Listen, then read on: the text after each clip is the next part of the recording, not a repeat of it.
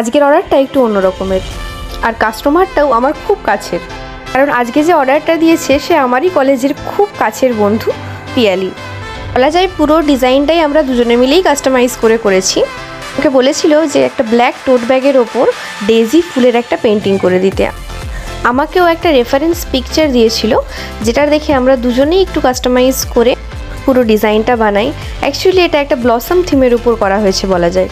এটি বলতে আমি কোনোদিনই ডেজি ফুল পেপারেও আঁকিনি, কাপড়েও আঁকিনি, তো এই প্রথমবার আঁকতে শুরু করেছিলাম। প্রথমে একটু টিউটোরিয়াল দেখে নিই যে ডেজি ফুলের পিটলসগুলো কিভাবে করতে হবে। আমাকে দেখতে গেলে ডেজি ফুল আঁকাটা খুবই ইজি, কেননা জাস্ট তুলির ওয়ান স্ট্রোকেই সমস্ত পিটলসগুলো করে নেওয়া যায়।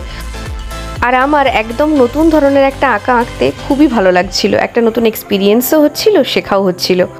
এভাবে ওয়ান স্ট্রোকে প্রত্যেকটা পিটলস আলাদা আলাদা করে এঁকে নেওয়ার পর ওকে করে দেখানোর পর ও আমাকে আরও কিছু সাজেশনস দেওয়ায় সেগুলো অনুযায়ী ধীরে ধীরে করতে থাকি। সত্যি বলতে আঁকাটা ভীষণ ইজি ছিল, করতে বেশি সময়ও লাগেনি, অথচ দেখতে এতটাই সুন্দর হয়ে গেছিলো। কমপ্লিট করার পর আপনারা নিজেরাও দেখতে পাবেন। সিঙ্গেল পিটলসগুলো এঁকে নেওয়ার পর এর উপর একটা ডিপ হোয়াইটের ডাবল কোটিং আমি করে নিই, যাতে প্রত্যেকটা পিটলসগুলো আলাদা আলাদাভাবে বোঝা যায় আর একটু রিয়েলিস্টিক হয় দেখতে। কথায় কথায় জানতে পারি ডেজি ফুলটা ওর ফেভারিট ফুল। সত্যি বলতে যখন কোনো কাছের বন্ধু এরকমভাবে অর্ডার দেয়, করতে আরও বেশি ভালো লাগে আর আরও অনেক এনার্জি পায়, কেননা এই সমস্ত অর্ডার্সগুলোতে কোনো রকম প্রফেশনালিজম থাকে না।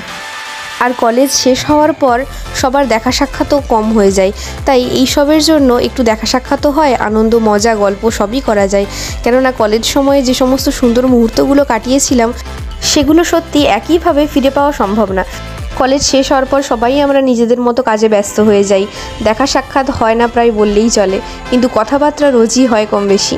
কলেজ লাইফটাও সত্যিই ভীষণ মিস করি, কিন্তু যখন বন্ধুদের সাথে এরকমভাবে দেখা হয়ে যায় বা কথা হয় এই সমস্ত কাজের থ্রু, ভালো লাগে। কেননা মানুষগুলোও খুব পছন্দের আর কাজটাও খুব পছন্দের।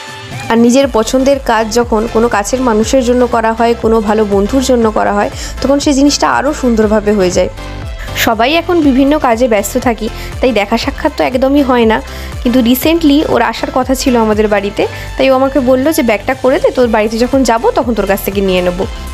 যেহেতু টোট ব্যাগটা পুরো ব্ল্যাক কালারের ছিল, সেই কারণে এর উপর যখন হোয়াইট পিটলসওয়ালা ডেজি ফুলগুলো করছিলাম এত সুন্দরভাবে ফুটছিল, আপনারাও দেখতে পাচ্ছেন। আর পুরো লুকটা একদম অ্যাস্থেটিক আসছিল। সত্যি বলতে আমি যখন প্রথম ডিজাইনটা করছিলাম, এমনকি করতে করতেও আমার ঠিক মনের মতো হচ্ছিল না, কেননা আমার মনে হচ্ছিল যে যেন ঠিক খুব একটা ভালো লাগছে না দেখতে, বা ঠিক সেরকমভাবে যেন দেখতে সুন্দর মনে হচ্ছে না। কিন্তু আমি পুরোটা করে নেওয়ার পর যখন দেখলাম, তখন মনে হলো যে সত্যিই দেখতে খুবই ভালো লাগছে। লুকটা এতটাই সুন্দর এসছে যে খুবই ভালো লাগছিল দেখতে। আর এগুলো আমি এর আগেও অনেকবার বিভিন্ন জায়গাতে দেখেছিলাম, এই ধরনের ডিজাইন, এই ধরনের কালার্স। এগুলি আঁকার পর যে সময় আমি এই টেপটা পুরোটা তুললাম, টেপটা তোলার পর যখন একটা ফাইনাল ফিনিশিংওয়ালা লুক এলো, তারপরেই আমার মনে হলো যে না, দেখতে সত্যিই খুব ভালো লাগছে। পুরোটা করার পর ওকে যখন দেখালাম, ওর ভীষণ পছন্দ হয়েছিল। ফাইনালি ব্যাগটা আঁকা এখন কমপ্লিট, আর এই হলো ব্যাগটার ফাইনাল লুক। সবাই ভালো থাকবেন, সুস্থ থাকবেন। তো চলুন দেখা হবে আবার পরের ভিডিওতে। Bye bye.